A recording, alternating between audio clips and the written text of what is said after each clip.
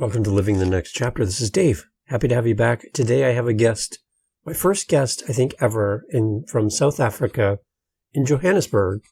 My guest is Mart-Mari Breedt. And Mart-Mari is a survivor, a conqueror. She lost 80 kilograms, which is 176 pounds.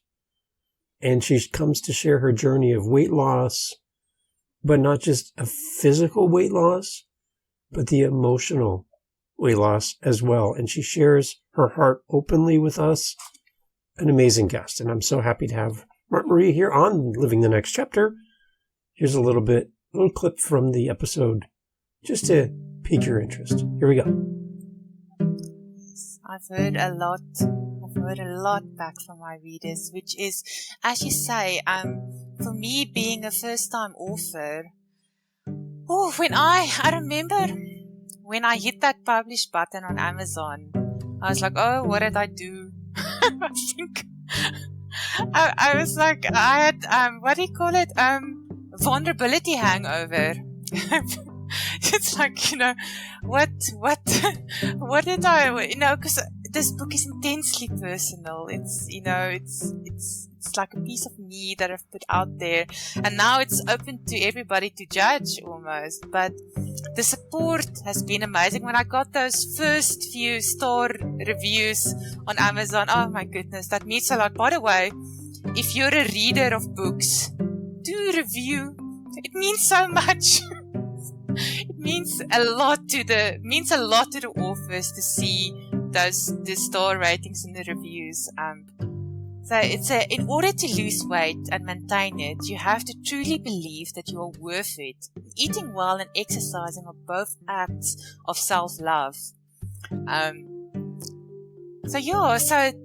it's when I hear messages from people that talk about the honesty of the book and the way that I've not left everything out, how I just, I try to tell even the things that I know people don't want to hear. So I try to not sugarcoat anything. And so people comment on that, and that just warms my heart so much. It makes me feel like this was worth it. It was worth publishing this book and putting myself out there. Welcome, everyone, to Living the Next Chapter. I have a guest with me from a land far away from me, and I think the first time ever that I've had a guest from this beautiful country and this beautiful city, Johannesburg. Mart-Mari's with me, and Mart-Mari is an author, and she has an amazing story to share with us, to encourage us all, and I'm so happy to have you on the podcast. Hello and welcome from Canada. Nice to see you. How are you? Thank you, Dave. I'm well, thank you. It's exciting. Now, you mentioned before we hit record that this is your first time being on a podcast, and I am so happy to share you and your story with our audience. And we actually have listeners in your part of the world, so I don't know would you like to give a greeting, say hello to the people who will be listening in your part of the world? Would that be okay? Yes, absolutely. It is almost unreal to think that people in my part of the world will also be listening to this. If you are from South Africa and you are listening, thank you for tuning in and for listening. And also to the other listeners across the world, I think my message has been spread in South Africa quite a lot, and by some of my friends in the UK as well. But what an honor and a privilege to have this platform. It's amazing, and we can talk to people. You and I are talking right now, which is I find amazing. A person in Canada and you in Johannesburg together talking about your book and about you and your story. The world is getting smaller and smaller and smaller. And it's so nice that you and I can have this conversation and people can listen to this like right away. And then also like years from now, this is just going to live out there as content that's going to be available to encourage people. Now, your story is amazing and unique. Can you tell us a little bit about your background as it relates to your book?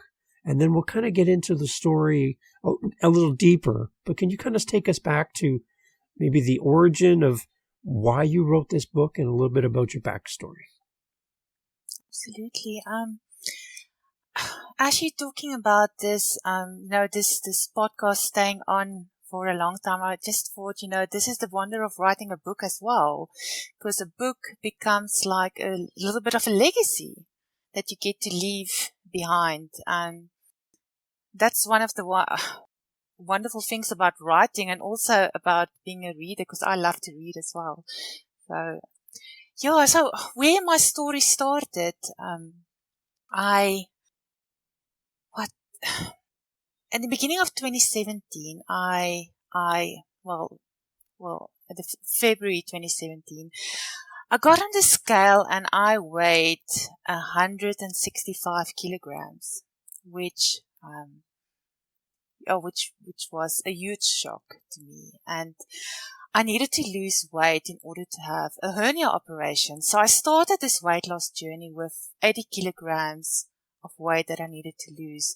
I'm aware that the metric system and things might confuse people, but 80 kilograms lose is a lot of weight. I think I write it here on the back.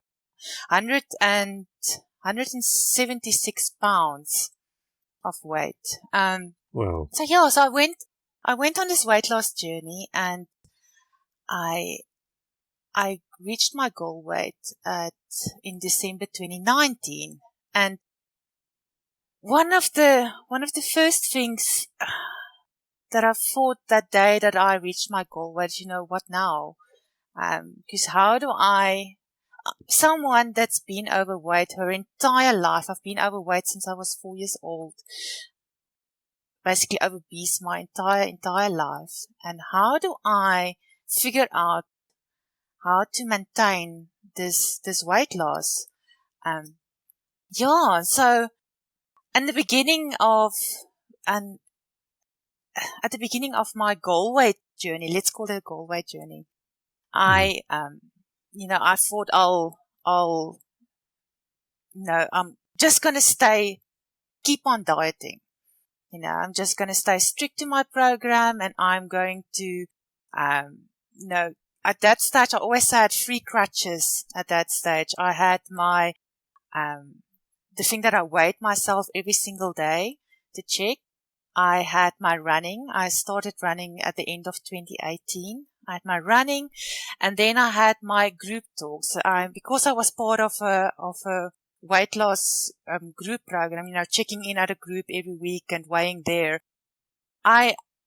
When I started struggling towards the end of 2019, with finishing this weight loss journey, I asked our group leader if I can do our group talks. So I had that group talks that kept me going back to our group and keeping me motivated until I actually reached my goal weight. Now, when 2020 started and when lockdown started, suddenly 2 of those crutches got pulled out from under me because I couldn't run anymore. I ran outside in the street. And that became illegal. In South Africa, we weren't allowed to exercise outside. And then I couldn't not do my group talks. So I was like, the only thing that remained was weighing myself every single day. And that wasn't a very feasible thing to do. So I started, grabbing at straws to see how I can maintain this weight loss. And I started running in my garden. I ran around a tree in the front of my yard, which was only about 40 meters long, but I ran about 10 kilometers around in my yard every day. And I started doing online videos,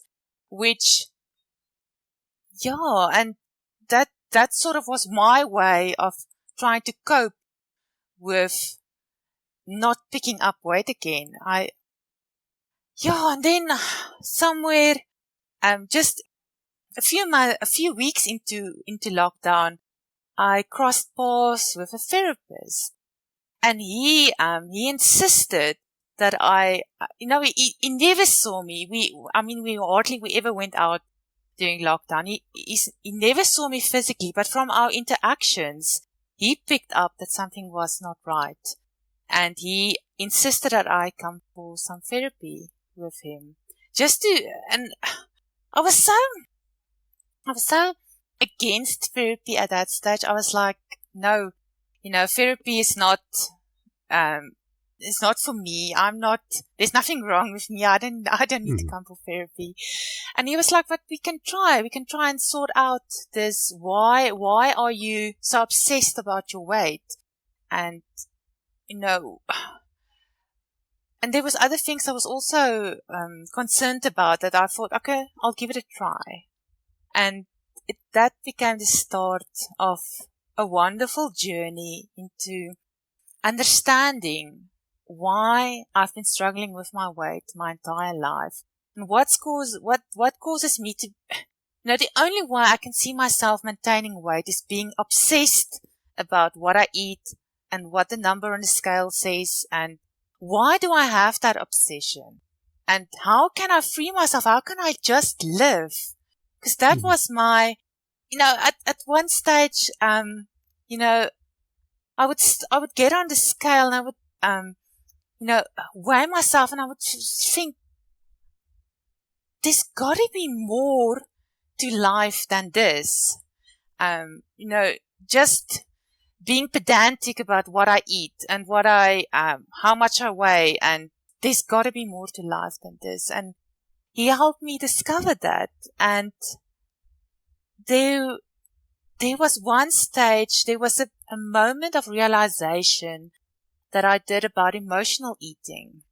And that became such an eye-opener for me that I decided that I want to do a video about this. Now, just when lockdown started, I did 3 or 4 live videos on my personal profile, just to replace those group talks that was one of my crutches, or that were one of my crutches. So I'm an Afrikaans person, so sometimes my English just runs out. But yeah, I did some videos from my personal profile, but the emotional eating message and the message that pressed on my heart at that stage, much later, many months later, was such a strong message that I decided I'm going to start this group and I'm going to share this video about emotional eating, and we'll see where that goes from there. And my idea was just to do that one video. And somebody saw, I also posted some bits and pieces of writing and some, more or less asking questions, but how do thin people stay thin? And, so I posted some of my writing and things on there, and I did this video on emotional eating, and a stranger at that stage approached me, and she suggested that I should consider writing a book. That was in December 2020. I should consider writing a book, and I thought she was crazy. But the idea played in my mind so much to write this book, and I decided that I am gonna just write my story. It's almost like a testimony, I think. Just write down my story about all the roots of where my emotional eating comes from, and the entire process I had to work through in order to heal from those wounds, and to get to a point in my life where I can just live. And that's how 80 Kilos of Shame came to be, which was released at the end of 2021. End of 2021. So when you were writing this book, were you writing it just to simply capture your story personally, or were you writing it thinking, I'm going to write this book for someone? Or was it a kind of a combination of both? I think it was a bit of a combination of both.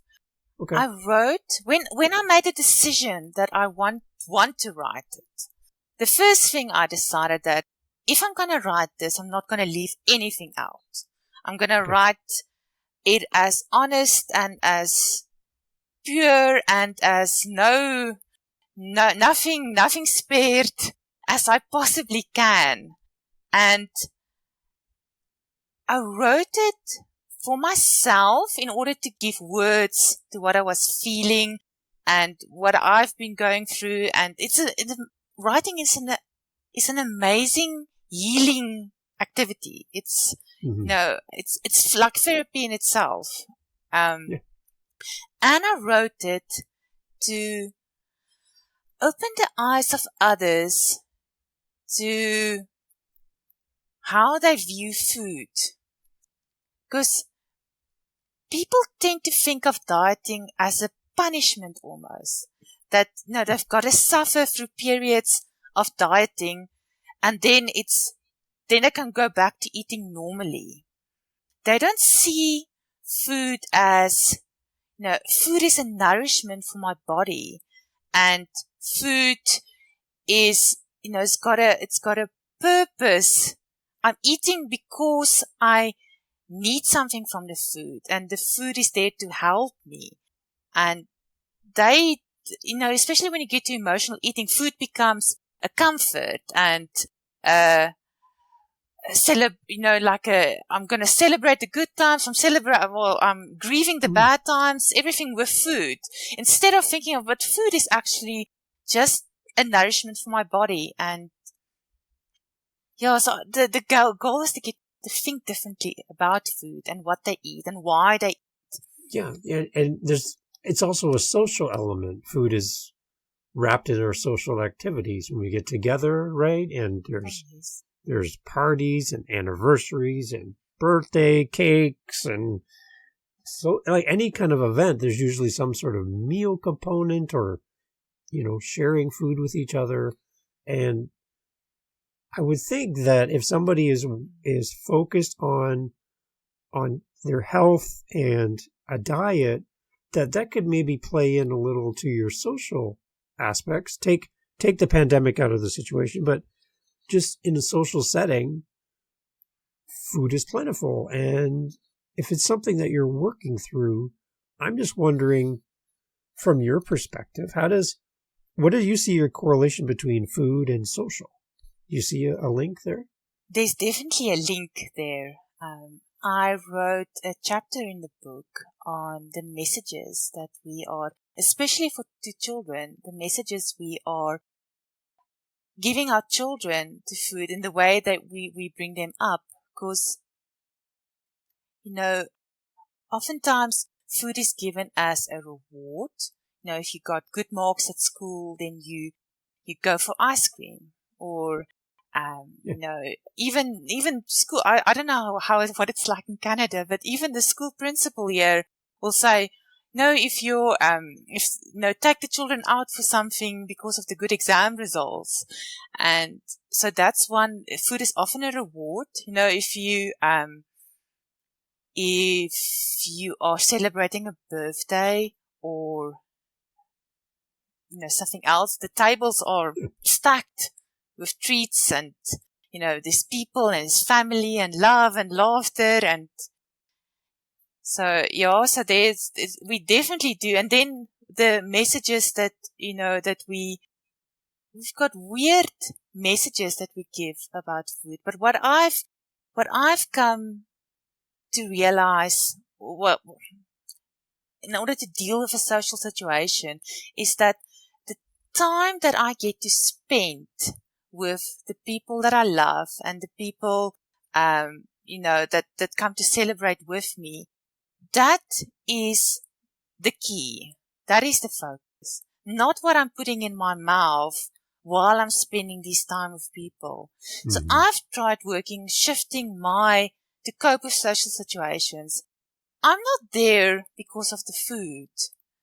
And the food is something that's nice and everything. But for me, I've shifted my focus to the time that I get to spend with the people there, that is my reward now.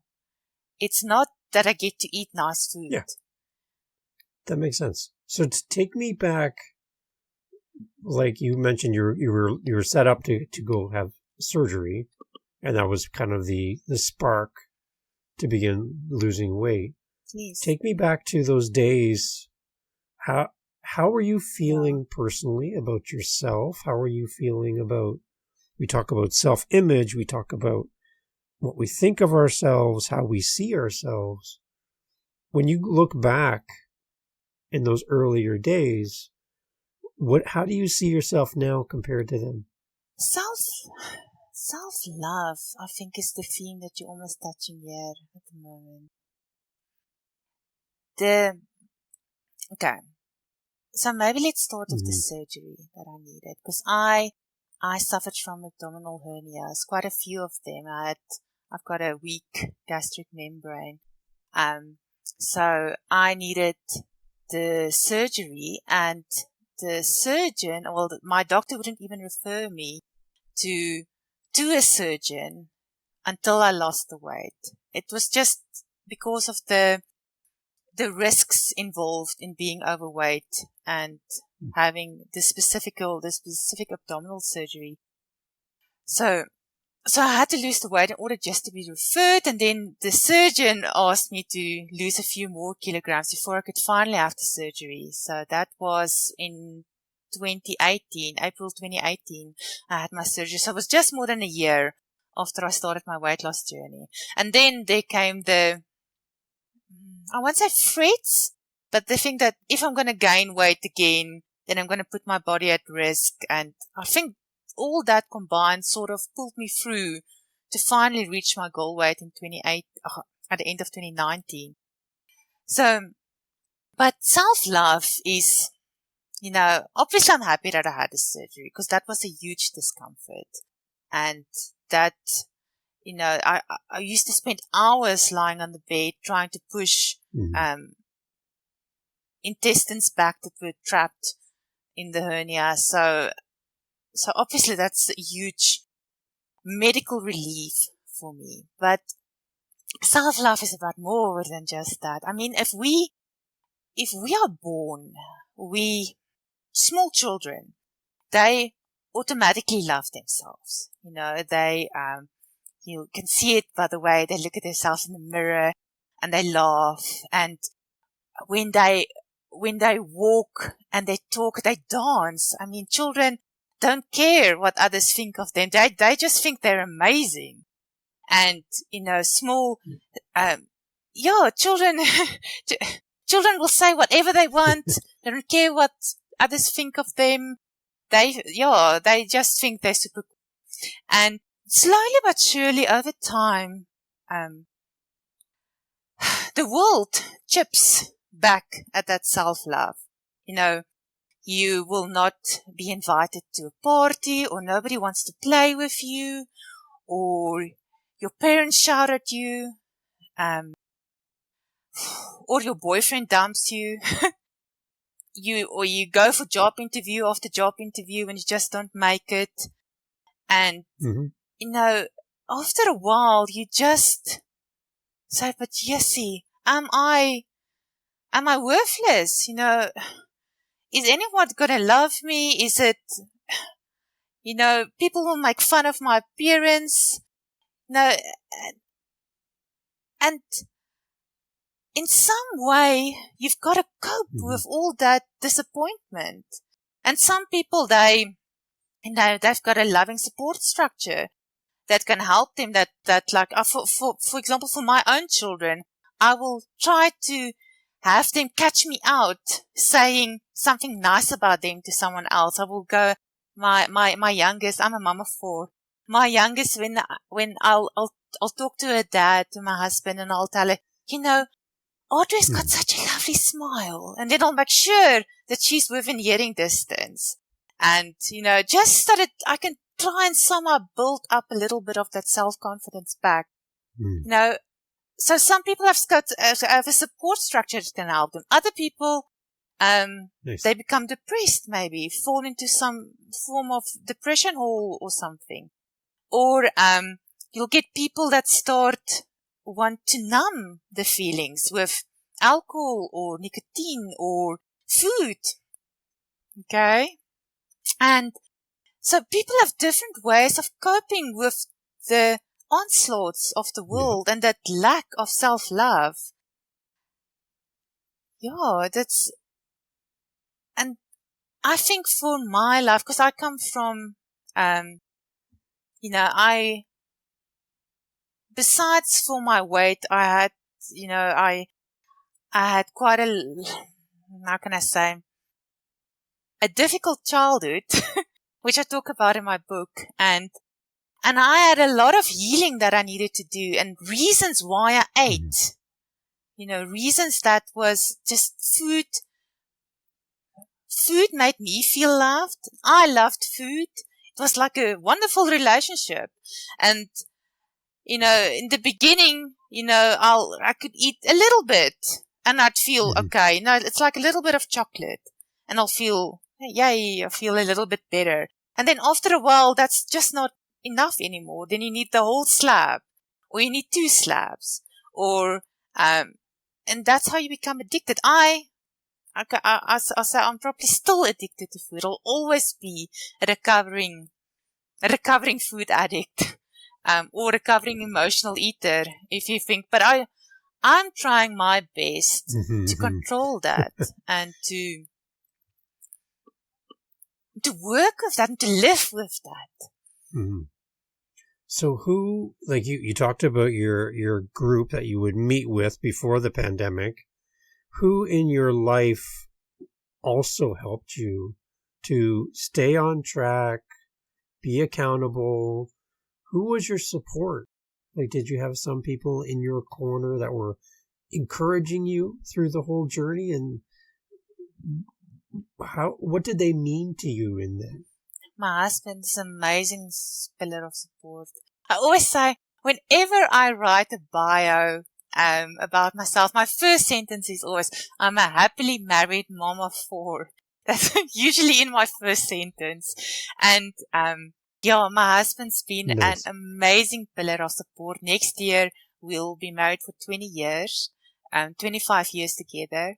And when I started on my weight loss journey again, my husband was quite cynical in the beginning because I decided I'm not going to exercise initially. I mean, I was 80 kilograms overweight, so I didn't think I'm going to get the exercising thing right. So he was a bit cynical of that, but with regards to the food, he was very supportive. I mean, my children probably hate me, but they've got to eat what I eat. My husband ate what I ate. He also lost, about 40 kilograms, 30, 35. I wrote it down at some stage. He also lost a lot of weight at the same stage. When I started running, he started running with me. He's now decided he's going to rather do cycling, but in that first few days, he did run with me. The first few months, he ran with me. Yeah, and my children, I mean, as much as they moan and complain about everything, they are actually amazing. It was never a case of, oh, mom's on a diet, we're gonna moan about it and everything. It was more like a case, Mom is on a diet. Let's see how we can help her. So they've been incredible. I'm blessed. I'm blessed with a wonderful family that's been very supportive. Nice. It's nice. Because this is a significant journey for you. And I'm interested to hear, as far as the book going out into the world, are you hearing people responding to you about what's in this book and maybe how this book has motivated them? Any stories that have come back to you? Because if you hear that back, then it's kind of like you're not by yourself in your story. There's other people who relate to you. Have you heard anything back from your readers? I've heard a lot.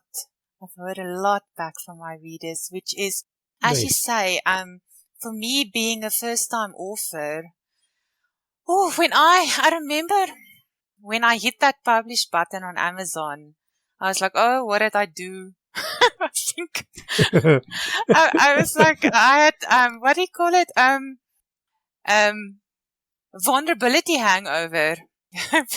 It's like, what, what did I, cause this book is intensely personal. It's, it's like a piece of me that I've put out there. And now it's open to everybody to judge almost. But the support has been amazing. When I got those first few star reviews on Amazon, oh my goodness, that means a lot. By the way, if you're a reader of books, do review. It means so much. Yes. means a lot to the authors to see the star ratings and the reviews. Just today I had a woman that messaged me. I first had to say, because she WhatsApped me, and I was like, okay, first, who is this? Because I don't have everybody's number on my phone. But when I send out my books and when I do the signed copies, then my number goes with the signed copy. So this woman messaged me, and she was like, no, she read my book over December, and she just wants to say that she always had. She's come to the realization that she's always seen dieting as a punishment, something that she needs to go through, because now she's fat, so she needs to punish her body in order to go through. And she's since come to realize that she needs to view food differently. She listed 3 things. She needs to view food, dieting, and the reasons why she eats. She needs to view that in a different light and start thinking, because the epigraph in my book, I say, let me read it before I quote myself incorrectly. So it's in order to lose weight and maintain it, you have to truly believe that you are worth it. Eating well and exercising are both acts of self-love. So it's when I hear messages from people that talk about the honesty of the book and the way that I've not left everything out, how I just, I try to tell even the things that I know people don't want to hear. So I try to not sugarcoat anything. And so people comment on that, and that just warms my heart so much. It makes me feel like this was worth it. It was worth publishing this book and putting myself out there, and that it helps people. It's great. And so this is not the only book now, right? You're working on other stuff. You're a busy person. So tell me, writing, like I think I was telling you before we started recording, I watched a video of you speaking with your community online, and you're just kind of speaking to them and talking. And you did talk about a very important letter that you had written earlier on in your life. And you did address it to your sister. And I was just wondering if you can kind of talk just briefly about that. But I think you were mentioning that was kind of a beginning point for you in writing, where it kind of unleashed something for you, kind of like turning the tap on, or, like letting something go and opening up to being a writer. Is that, am I kind of summarizing that a little bit? Was that kind of the effect for you? Yes, definitely. You're talking about, now, there's a little bit of a backstory here first. I've got 2 sisters. Okay, I've got an older sister that's almost 12 years older than I am. And then I had a younger sister who's 18 months younger than what I am. Okay. And my younger sister, we were quite close. I mean, when we grew up, it was similar in age, a year and a half apart. So we were quite close, and she committed suicide at the end of 2018. And that was more or less the time I started running as well. Just a few weeks after her suicide, I started running, I guess, in a way for me to process what has happened. And, yeah, so when one of the reasons why I decided that I'll give therapy a go is when she committed suicide, I was cold. I didn't cry. I almost didn't accept it in a way. There was a lot of things that I needed to do, taking care of some of her personal things. And yeah, so there was a lot of work at that stage. I threw myself into that work and I sort of didn't grieve. And when I started the therapy journey, then I said, okay, besides trying to figure out why I'm so obsessive about my weight, I also want to understand why I didn't grieve my sister's death.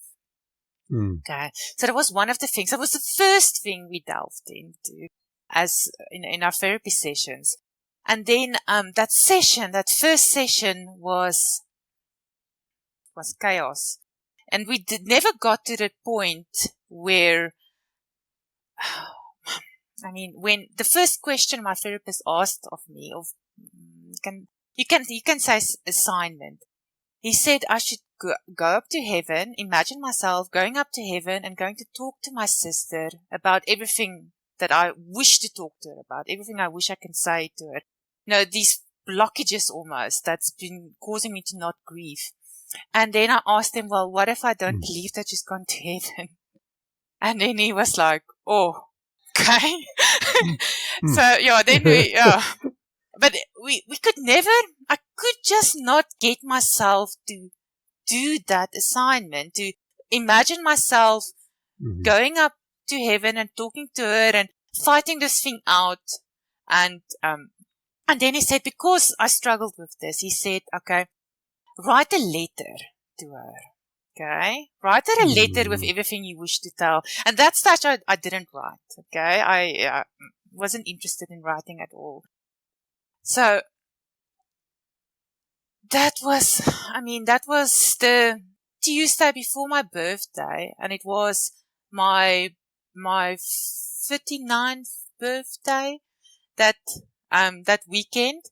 And then that evening of my birthday and that Saturday morning up to early in the morning, all the things that I wanted to say started brewing in me. And I got up and I started writing on my computer, just like so raw, just everything that I wanted to say and wanted to get out, and almost screaming at her.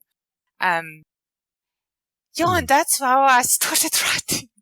Is with this letter, and I included a letter in the book, and with slightly less swear words than I did. I took some of the swear words out, but I included a letter in the book, and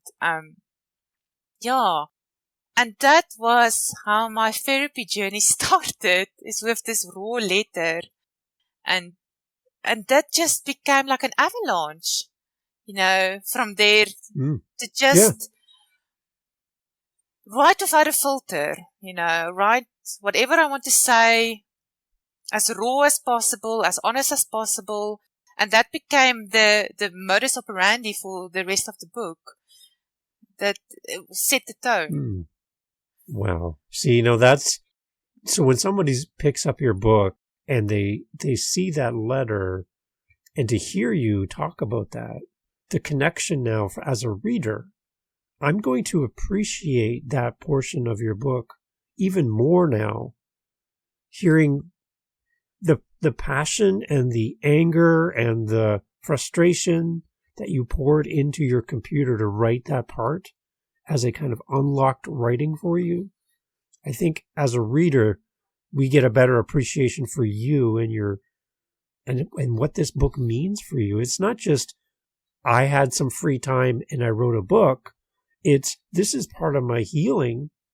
It's part of my journey to conquer my weight, deal with some trauma in my life with your sister, go back to your childhood and fix some things. Like, there's a lot going on here. And the power of a book, for a book to help you to not just overcome, but thrive and become this new person, or become the person you always wanted to be, right? The power of a book is amazing. Yes, the power of writing is amazing. Even if I never decided to publish it, just writing it down already helped. Nice. And in deciding to publish it, I'm hoping to help others. That's, somebody said the other day, even if you don't even have a kilogram to lose, even if your weight's perfect, this book is still something to read, because it's not about losing physical weight. It's about losing emotional weight.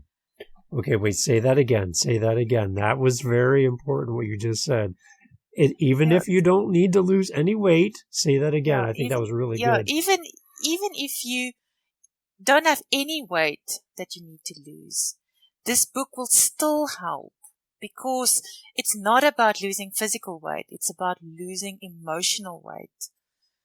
When I needed to write or pick a title for the book, I went back to one of my therapy sessions, and my therapist said if you could take all the weight that you've lost, okay, and you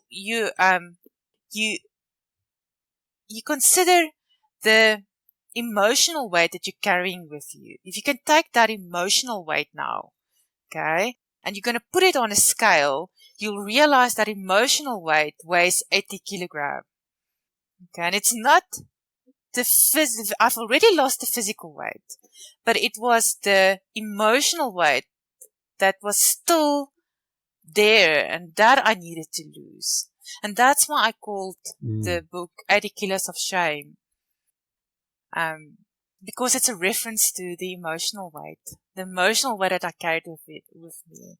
See, and right there is that moment where the title makes sense, the story makes sense, and I think, like you said, even if you don't need to lose a single kilogram in your weight physically, your book can help somebody.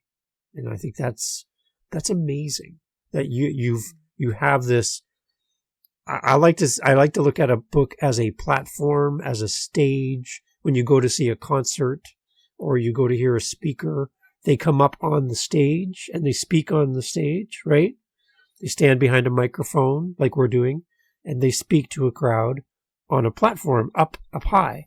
Your book is a platform on which you can now step onto and speak to people and use your book as a way to reach people and share your message.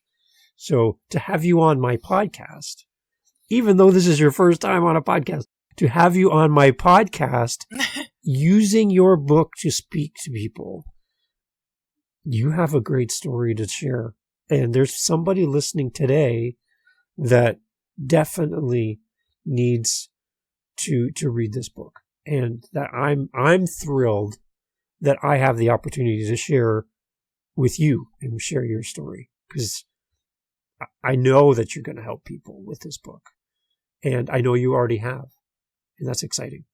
That is, and for me, it's a wonderful privilege to be able to do that. It's when, because I've got a few people that check in with me every week, that should just say almost like what my little weight loss group was for me.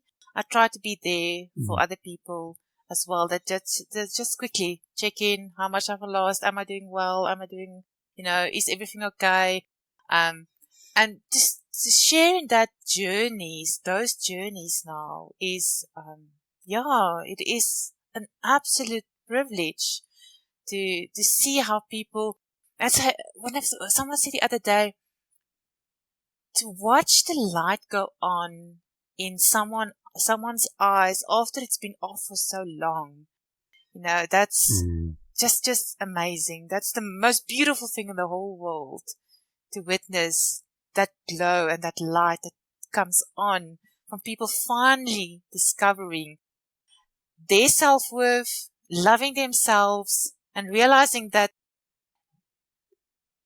they should eat to heal their bodies, to nourish their bodies, to become healthy. And it's not a case of, oh, you've been bad, you need to only eat lettuce. It's not a punishment. And yeah, it's an amazing privilege to be able to do that. So if you had, I'll give you the chance right now, actually. There's going to be people from your circle that check in on you, people that are in your community. And they, again, have followed along throughout your journey. They have been your support. They have been by your side. And they keep you accountable, which is great. What would you like to say to those people? Because they are probably going to hear this episode and hear you. This is your opportunity to speak to them directly. Pretend I'm not here. What would you like to say to the people that have been with you, helping you through this journey? I think I would like to say that miracles happen with ordinary people that cross your path and just at the right time, and just become these amazing pillars of support, words of guidance. If I think of all the people, my therapist, for example, that's, he's crossed my path and has helped me so much to, start believing in myself and losing this emotional weight and working through this and finally being able to live and just being so thankful. I still find it so amazing that he's never seen me. He never saw me before he told me, listen, you've got an issue. You need to come. We need to work this out. And then my husband has just been there. Yes, day in, day out. He's a consistent pillar of support for me. And then my coach, my running coach, who's just amazing, and who's helped me so much. Just you can achieve almost the resources to achieve whatever you want in life. It's out there. These people are there, willing to help you and take so much of their time and effort and spend it on you. It's humbling. And I'm so thankful for these people in my life and my group leader and our coach our chairman at our running club. Well, we call him our coach, but and these people are amazing and they've made me who I am today. Kept on pushing and today again I was talking to Graham. Graham is our chairman at our running club, and we were talking about a book launch because we're doing the launch for my new book. We're doing at a running club. Where have you ever heard about a book being launched at a running club? But yeah, so he's talking to me about this launch, and I'm like, no, I don't know. This very is appropriate. This is too I like many it. people that on a club run day. I think it's going to be too many. He's like, no, nonsense. It's going to be fine. You're going to cope. And he asked me, do you have a banner and things for your display? And I was like, I don't have things like that. It's like, no, don't worry. We'll make a plan. We'll make you one. Where in the world? It's just the support of the people that want you to see you succeed. It's humbling, and I'm so thankful for my life. Your story is amazing, Mart-Mari, and I'm anticipating that somebody listening to our conversation is going to want to talk to you somehow, reach out to you. obviously buy the book. That's the big thing. We want people to buy the book and leave a review, like you mentioned. But how do people connect with you? How do people reach out and speak to you? Is there a way that they can do that? My son says I'm very old-fashioned, okay? But I still like Facebook. So, yeah, Facebook is a great way to reach him. Apparently it's not cool to be on Facebook anymore, according to my teenage son. But Facebook is a great way to reach out to me, and then Instagram as well. I'm still trying the waters with Instagram, but I'm getting there. Yeah, my son showed me how to make a reel the other day. That Good. reel is going okay. So, and then email is another great way. And then I've got my website, which is, I think, probably the easiest way because all the other links are on there. Okay.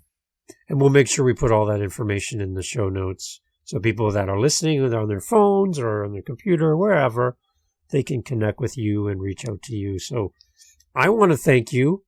You did amazing for your very first podcast interview, by the way. So big congratulations on that. You did so well. And I want to thank you for sharing in openness and transparency, sharing your story with Living Next Chapter audience. And we have listeners around the world that are going to be inspired by your message. So, like I said, your book is like a platform. And now from this platform, you can reach out and help many people. So congratulations on being an author and another book coming. So I hope that we can talk again in the future because your story means a lot and people need to hear it. Thank you, Dave. Thank you for having me. It's been wonderful. A great introduction to podcasts. There you go. Awesome. So if you're listening and you're a podcast host and you want a great guest, she's right here. She'll come and help you, and she'll be a great guest for you. Thank you so much for being part of Living the Next Chapter. Let's stay in touch, okay? Promise? Promise. Okay.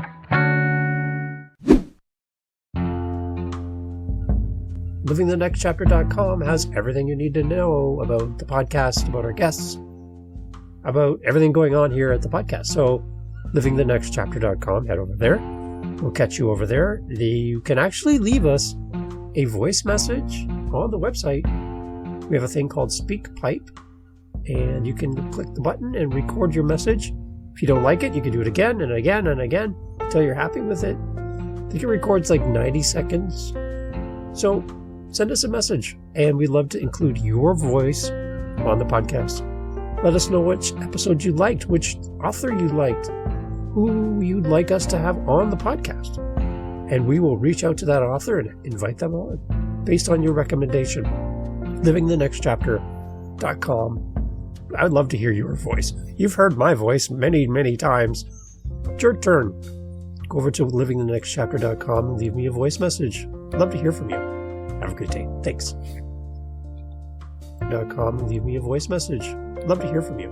Have a great day. Thanks.